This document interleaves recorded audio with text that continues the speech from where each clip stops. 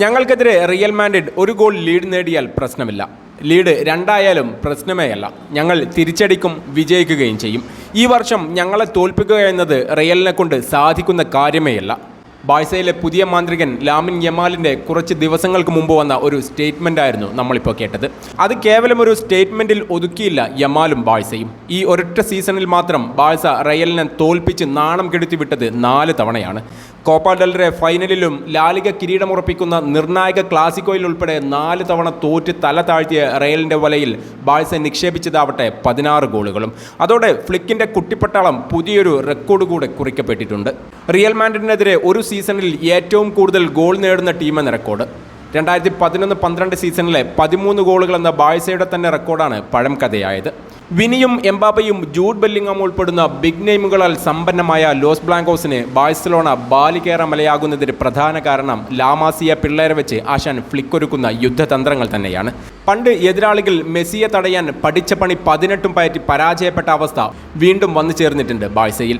അന്ന് മെസ്സി ആയിരുന്നെങ്കിൽ ഇന്ന് യമാലാണെന്ന് വ്യത്യാസം മാത്രം.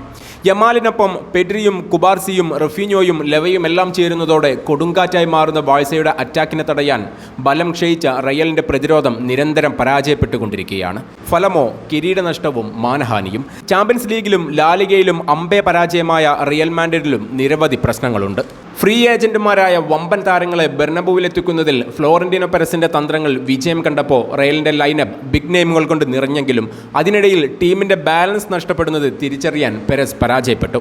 ഇറ്റലിയിലും സ്പെയിനിലും പലതവണ തന്റെ കോച്ചിങ്ങിന്റെ വൈദഗ്ധ്യം തെളിയിച്ച ഡോൺ കാർലോക്ക് പോലും ഈ താരനിരയെ വെച്ച് ബിഗ് സ്റ്റേജുകളിൽ വെന്നിക്കൊടി പാറിക്കാൻ പറ്റുന്നില്ല എന്ന് പറയുമ്പോൾ എംബാപ്പയും വിനിയും ജൂഡും ഉൾപ്പെടുന്ന വമ്പൻ നിരയിലുള്ള ലോസ് ബ്ലാങ്കോസ് ശരാശരി ടീമായി ഒതുങ്ങുന്നത് കാണുമ്പോൾ മനസ്സിലാവുന്ന ഒരു കാര്യമുണ്ട്.